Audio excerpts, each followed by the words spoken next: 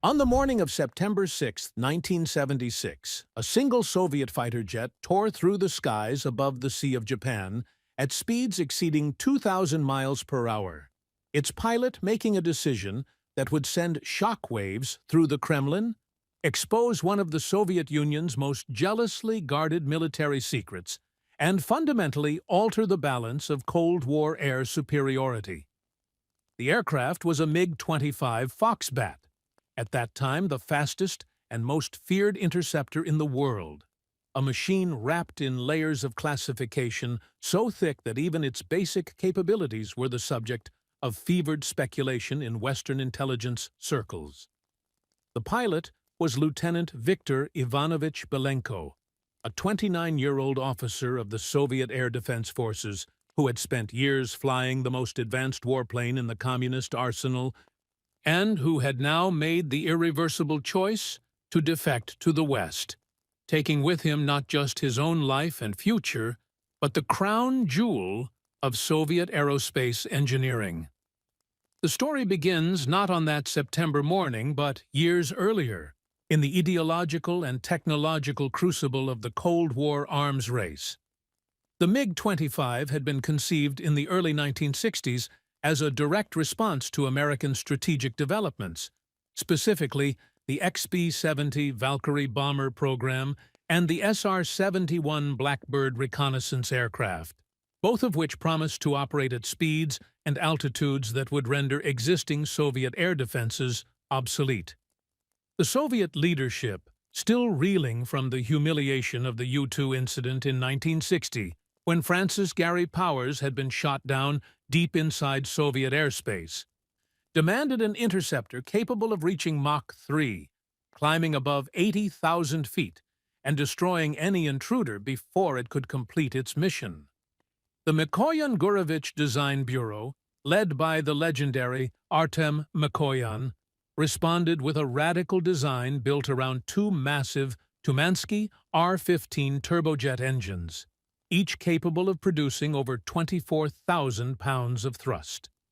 The aircraft that emerged was a brute of engineering, constructed primarily of nickel-steel alloy rather than titanium due to cost and manufacturing constraints, capable of reaching speeds of Mach 2.83 and altitudes exceeding 70,000 feet. When NATO intelligence first detected the MiG-25 in the late 1960s, Western analysts were terrified. They assumed, based on its massive size and powerful engines, that it must be an agile dogfighter capable of outmaneuvering anything in the American arsenal. This assessment was wrong, but the West would not discover just how wrong until Viktor Belenko delivered the truth directly to their doorstep. Viktor Belenko had been born in 1947 in the far eastern region of the Soviet Union, in the aftermath of the Great Patriotic War, into a society still bearing the scars of total conflict and Stalin's purges. His early life was marked by the typical hardships of Soviet provincial existence, poverty and privation, mixed with the relentless propaganda of communist ideology. Yet Belenko possessed something that set him apart: an obsessive fascination with flight and a natural aptitude for piloting that brought him to the attention of military recruiters. He entered the Soviet Air Force training pipeline in the mid-1960s, a time when the service was expanding rapidly and demanding ever more pilots to fly the new generation of jets pouring from Soviet factories. Belenko proved himself an exceptional student, mastering the complex systems and demanding flight characteristics of advanced interceptors. By 1971, he had been selected for assignment to fly the MiG-25, a posting that represented both the pinnacle of a Soviet fighter pilot's career and entry into one of the most secretive programs in the entire military establishment. He was stationed at Chuguyevka Air Base near Vladivostok in the Soviet Far East, a region of strategic importance given its proximity to China, Japan, and the American naval presence in the Pacific. But Even as Belenko rose through the ranks and accumulated hundreds of hours in the cockpit of the Foxbat, disillusionment was taking root. The Soviet system that had trained him and entrusted him with its secrets was simultaneously revealing its fundamental contradictions and failures. The military he served was rife with corruption, with senior officers pilfering supplies and demanding bribes, while ordinary servicemen lived in squalor. The aircraft he flew, for all its impressive speed and altitude performance, was a deeply flawed machine, its engines prone to catastrophic failure if pushed beyond carefully prescribed limits, its avionics primitive by Western standards, its overall design philosophy a testament to Soviet willingness to sacrifice reliability and sophistication for raw performance numbers that looked impressive in Kremlin briefings. Belenko began to see the MiG-25 not as a symbol of Soviet technological prowess, but as a metaphor for the entire communist system, powerful in appearance but crude in execution, capable of spectacular short-term achievements, but fundamentally unsustainable. More troubling still was what Belenko observed in the society around him. The gap between official propaganda and lived reality was impossible to ignore. The Soviet Union claimed to be building a workers' paradise, yet workers lived in cramped communal apartments with chronic shortages of basic goods. The state proclaimed itself the vanguard of human progress, yet dissent was crushed. Information was controlled, and the population was subjected to constant surveillance by the KGB. Belenko had access to Western radio broadcasts, a dangerous habit but one he cultivated carefully. And through these forbidden channels he glimpsed a world of material abundance and personal freedom that stood in stark contrast to everything he had been taught about the decadent capitalist West. The decision to defect did not come suddenly, but crystallized over months of careful consideration and planning. Belenko understood the magnitude of what he was contemplating. Defection was not merely a career-ending move or an act of political dissent. It was the ultimate betrayal in the eyes of the Soviet state. A crime that would result in a death sentence in absentia and bring severe consequences upon any family members left behind. His wife and young son would face immediate interrogation, social ostracism, and likely exile to some remote region far from Moscow. His parents and siblings would be tainted by association, their lives forever marked by his treason.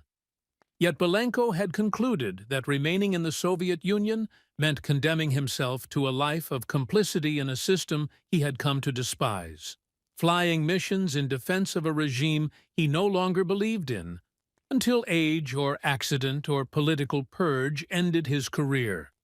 The alternative, defection to the West, offered the possibility of freedom, of living in a society where individual merit and choice mattered more than party connections and ideological conformity. It was a gamble with stakes that could not be higher, but Belenko decided the risk was worth taking. The planning had to be meticulous. Simply stealing a MiG-25 and flying it out of Soviet airspace was not enough.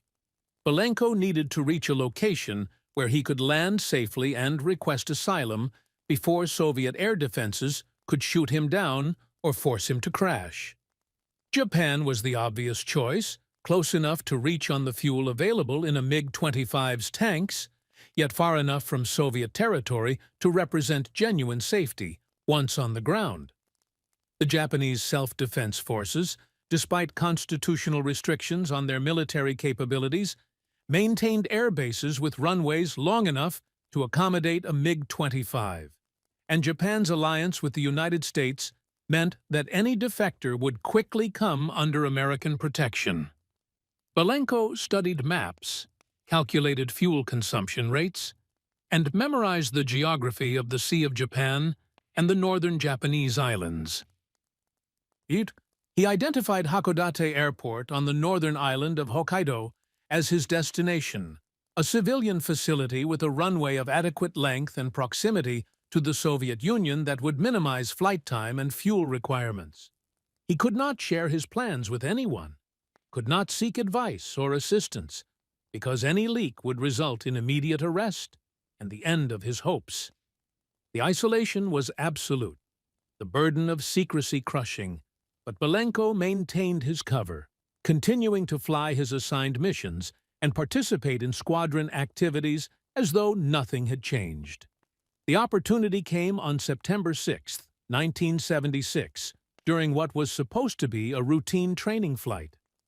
Belenko was scheduled to participate in area defense exercises, flying his MiG-25 on intercept patterns over the Sea of Japan. It was a mission he had flown dozens of times before, one that would raise no suspicions among his commanders or fellow pilots. The weather was clear, visibility excellent, conditions perfect for what Belenko intended to do. He completed his pre-flight checks with the same thoroughness he always displayed, giving no indication that this sortie would be anything other than standard procedure. At approximately 12:30 in the afternoon local time, Belenko lifted off from Chuguyevka Air Base, the twin Tumansky engines roaring to full power as the massive interceptor accelerated down the runway and clawed its way into the sky. He followed his assigned flight path initially, maintaining radio contact with ground control, behaving exactly as expected. But once he was beyond immediate visual range of the base and had climbed to altitude, Belenko made his move. He switched off his aircraft's identification transponder, the device that allowed Soviet radar stations to distinguish friendly aircraft from potential threats, and altered course, turning southeast toward Japan. The Soviet air defense network detected the deviation almost immediately.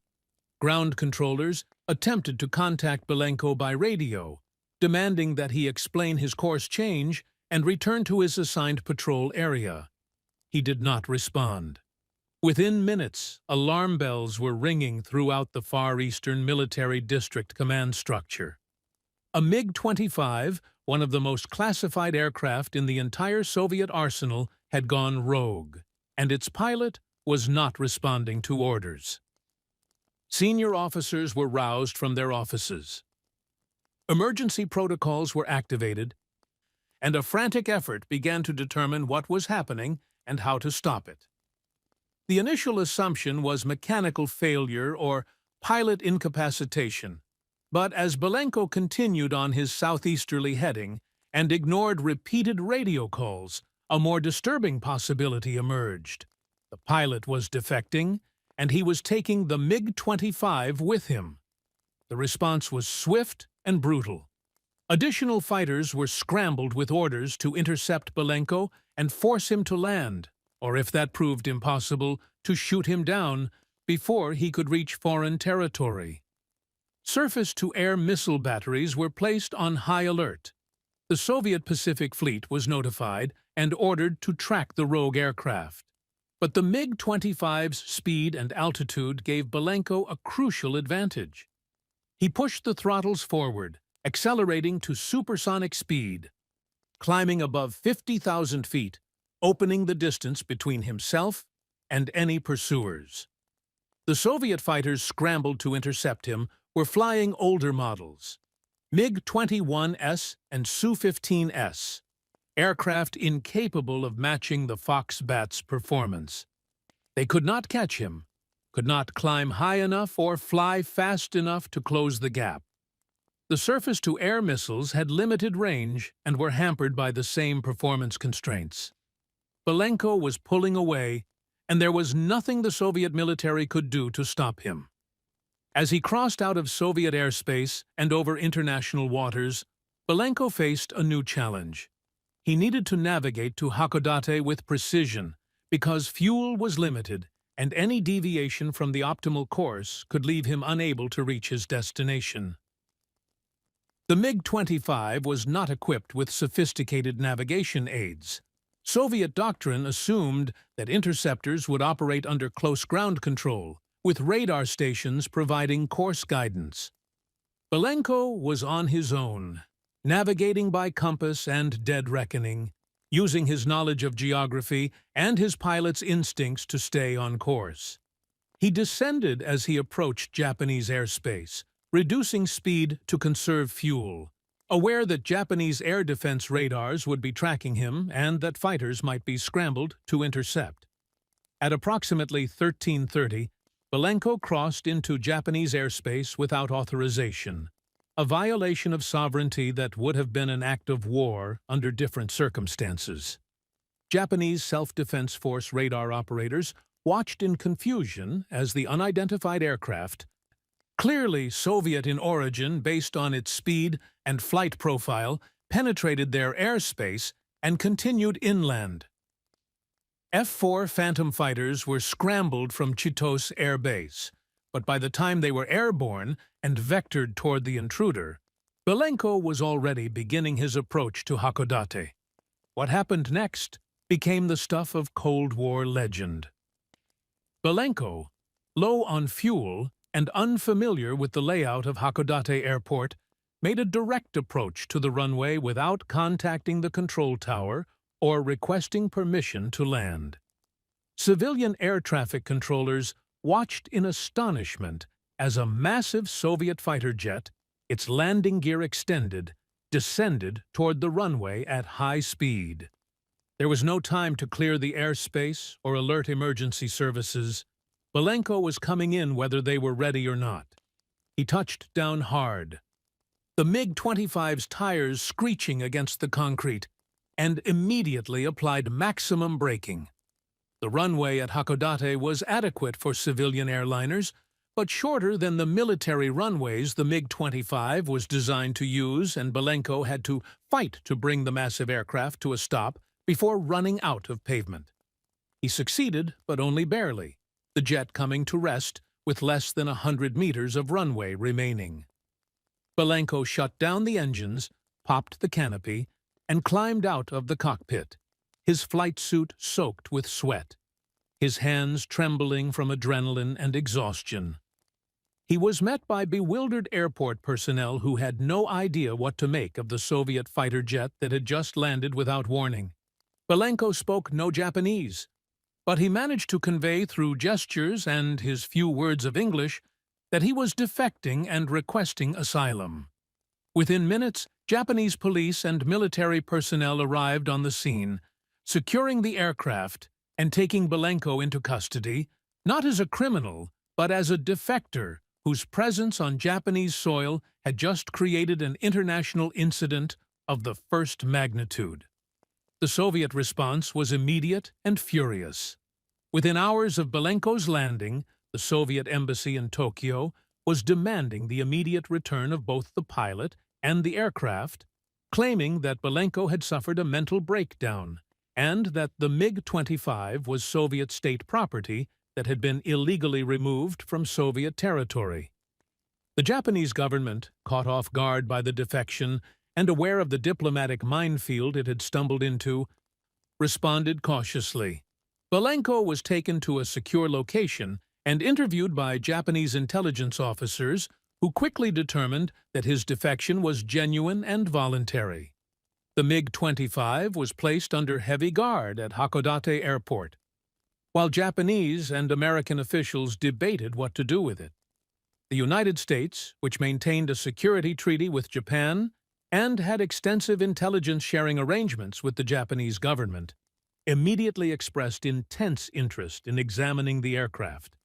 The MiG-25 represented the single greatest intelligence windfall of the entire Cold War in terms of Soviet military aviation technology, and American aerospace engineers and intelligence analysts were desperate to get their hands on it. The Japanese government, mindful of its alliance with the United States, but also concerned about antagonizing the Soviet Union, eventually agreed to allow a joint Japanese-American team to conduct a detailed examination of the aircraft before returning it to Soviet custody. What they discovered fundamentally changed Western understanding of Soviet military capabilities and design philosophy. The MiG-25, for all its impressive performance specifications, was far less sophisticated than Western analysts had feared. The airframe was constructed primarily of nickel steel, making it extremely heavy and limiting its maneuverability.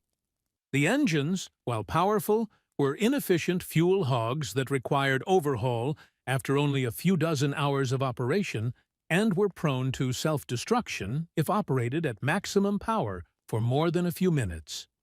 The avionics suite was based on vacuum tube technology rather than the solid-state electronics that had become standard in Western aircraft, a choice that made the systems more resistant to electromagnetic pulse effects from nuclear weapons, but also made them bulky, power-hungry, and less capable than their Western equivalents. The radar, while powerful, lacked the sophistication of American systems and could be jammed relatively easily. The weapon systems were limited to long-range air-to-air missiles designed for use against slow-moving bombers, not the agile dogfighting capabilities Western analysts had assumed. In short, the MiG-25 was a specialized interceptor designed to do one thing very well: fly very fast and very high to shoot down American bombers and reconnaissance aircraft. But it was not the superfighter that NATO had feared. This revelation had profound implications for Western defense planning. The billions of dollars that had been allocated to develop aircraft capable of countering the perceived MiG-25 threat could be redirected. The psychological advantage the Soviet Union had enjoyed, the fear that they possessed an unbeatable air superiority fighter, evaporated overnight. The balance of air power in the Cold War shifted decisively in favor of the West. For Viktor Belenko, the defection marked the beginning of a new life, but also the end of his old one. He was granted asylum in the United States, underwent extensive debriefing by American intelligence agencies, and eventually became an American citizen. He provided detailed information not just about the MiG-25's technical specifications, but about Soviet military doctrine, training procedures, and the everyday realities of life in the Soviet Air Force. His testimony gave Western analysts invaluable insights into how the Soviet military actually functioned, as opposed to how it was portrayed in propaganda. Belenko later worked as a consultant for American aerospace companies and became a public speaker, sharing his story and his perspectives on the Cold War. But the personal cost of his decision was enormous. His wife and son, left behind in the Soviet Union, were subjected to intense KGB interrogation and social persecution. His wife eventually divorced him in absentia, and his son grew up knowing his father only as a traitor who had abandoned his family. Belenko would never see them again. His parents and siblings faced similar consequences, their lives forever marked by association with a defector. The Soviet government sentenced Belenko to death in absentia, a sentence that remained in effect until the collapse of the Soviet Union in 1991. The MiG-25 itself was eventually returned to the Soviet Union, but only after American and Japanese engineers had disassembled it completely, photographed and measured every component, and analyzed every aspect of its design and construction. The aircraft was shipped back to the Soviet Union in pieces, a final humiliation that underscored just how thoroughly its secrets had been compromised. The Soviet military was forced to undertake a comprehensive review of its security procedures and made significant changes to the MiG-25 program, including the development of improved variants with upgraded avionics and engines. But the damage was done. The mystique of the Fox-Bat had been shattered, and with it, a significant portion of the Soviet Union's perceived military advantage in the air. The incident also had broader implications for Soviet society and the Cold War as a whole. Belenko's defection demonstrated that even elite members of the Soviet military, individuals who had been given access to the state's most sensitive secrets and who had been thoroughly vetted by the KGB, could become disillusioned with the communist system and choose freedom over ideology. It was a propaganda disaster for the Kremlin, proof that the Soviet model was failing to retain the loyalty of its own best and brightest. The defection also highlighted the fundamental vulnerability of closed societies to individual acts of defiance. All the security measures, all the political indoctrination, all the surveillance and control could not prevent a single determined individual from making a choice that exposed state secrets and embarrassed the regime. In the decades since Belenko's defection, the incident has been analyzed and reanalyzed by historians, intelligence analysts, and military strategists seeking to understand its causes and consequences. Some have focused on the technical intelligence windfall, arguing that the detailed examination of the MiG-25 was worth more than years of conventional espionage. Others have emphasized the psychological and propaganda dimensions.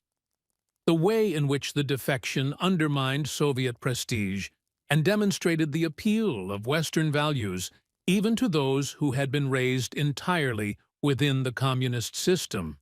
Still others have examined the personal dimensions, the extraordinary courage and desperation required for Belenko to make his escape, and the human cost of Cold War ideological conflict.